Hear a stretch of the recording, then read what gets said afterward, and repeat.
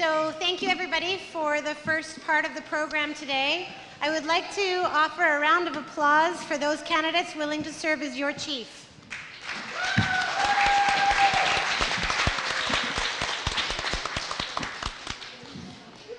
Being in a position of leadership is risky business, and it's important business. And you guys will set the tone for your government.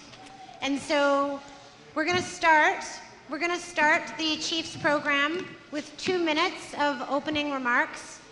I'm reminding our participants that our leaders are here to demonstrate their values and their vision for how they will govern. So with that, starting to my right, Charlene Charlie.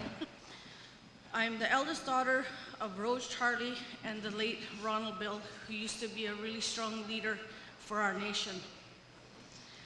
I put my name forward to represent the leadership of KDFN because in the past 6 years on council, I have noticed that we're losing touch with our citizens. We need to bring our people forward. We need to be empowered along with our citizens. In the past 6 years, I felt that I have been a very strong advocate on behalf of our citizens at the council table. When I go to the General Assemblies, I listen to the people. And when I go to community meetings, I listen to the people.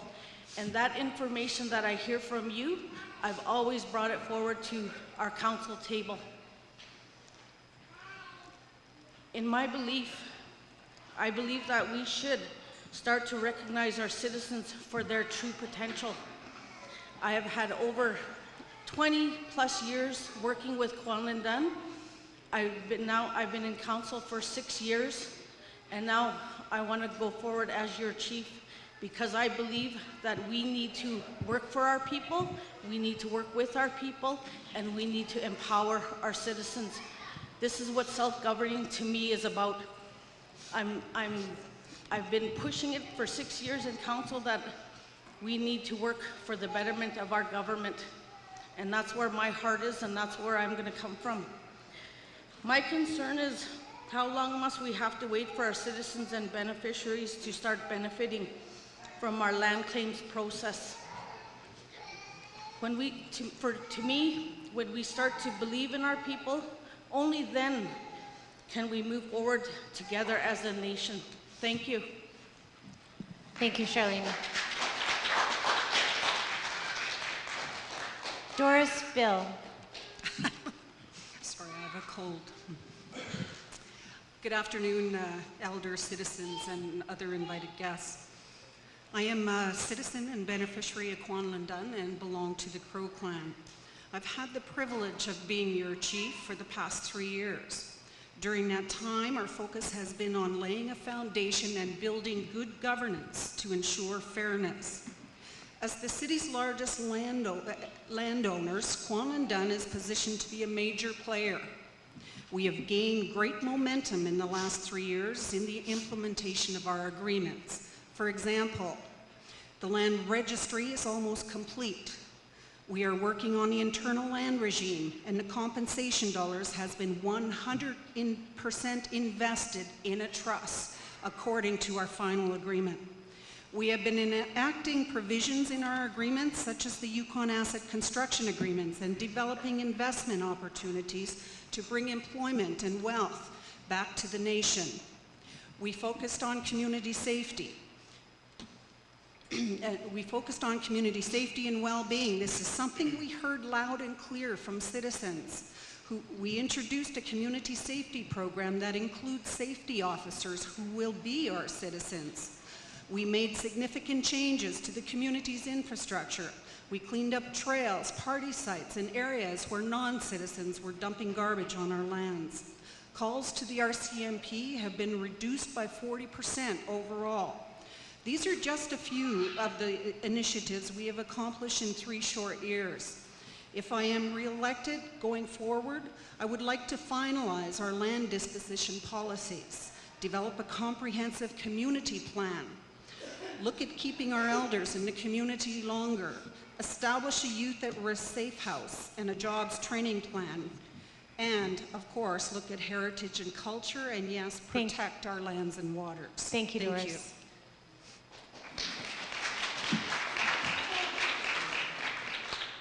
Buck Smarch.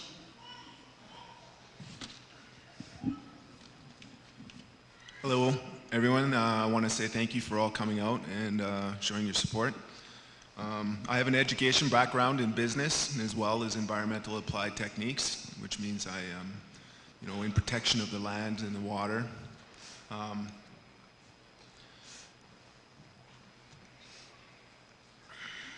I know that there's been a lot of people before us that have come in here and done this work, and I'm here to help continue on with this work and to help make our First Nations better and to help make us stronger, to make our people healthier, and try to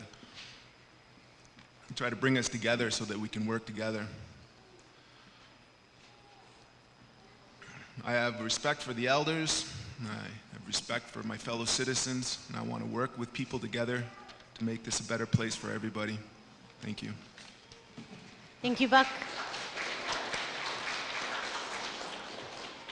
Ray Webb. Thank you, ladies and gentlemen. Gwanis cheese hat yi adi yayiti atsuach sua sigu ach tane. That means thank you for all coming. At this time, I'd like to give you a little speech. The first thing I'd like to say is my name is Ray Webb. My parents are Jack and the late Wanda Webb. My grandfathers and grandmother is the late Jack and Jenny Shikun of the Tagisquan people. I am a Crow clan and a beneficiary of this First Nation. I ran on council from 2008 to 2011. I sat back for 6 years watching what's been taking place within this last council and the one before that. We have a 15-year period upon signing when we signed our land claim agreement. All I've been seeing is a lot of spending going on in this First Nation, controlling. We're losing our voice, we're losing our rights. From this past council, they passed a lot of governance acts, the Elections Act, the Referendum Code, the list goes on.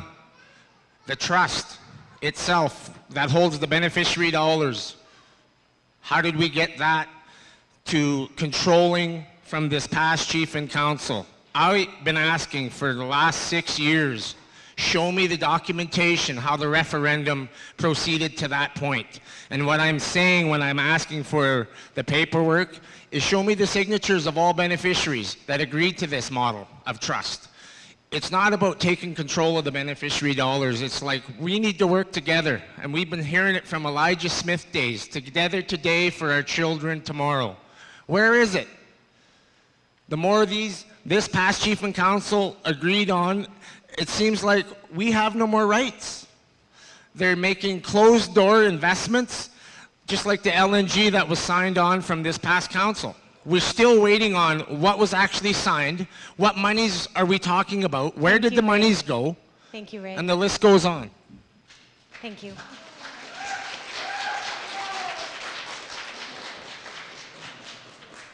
Jason Charlie. My name is Jason Charlie. My mother was Arlene Charlie. My grandparents was Jimmy and Ruth Charlie. And my great-grandmother, she came from over in Alaska, so I have a long list of, a long line that goes all the way over to Alaska. And my grandfather, Jimmy Charlie, was from the Tagish area. I grew up here in Whitehorse. I was here when they built the first houses up here. I lived my childhood down in the old village, and I've seen a lot of changes, a lot of good changes, and a lot of others that need to be worked on. I'm here to provide the voice for the people. I've always listened to them. I've always spoken out at the GAs about issues that really affect our people, and I think that I can provide that voice. I education in philosophy, psychology, history, and I really believe that those will help in, bringing our people together and, bringing back that balance, that peace, that harmony that we all, we need, within ourselves and within our families, within the community. I think that's, what we need. And I'm looking forward to this challenge, Thank you, Jason. Dear Elder from here has asked me to share with you a little bit of advice going forward. And this is verbatim. I want you to slap ego on the floor in front of you and step on it and just say what you need to say.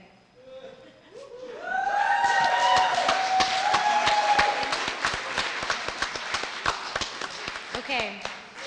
In a way that informs those that will vote for you and respects your colleagues and your nation.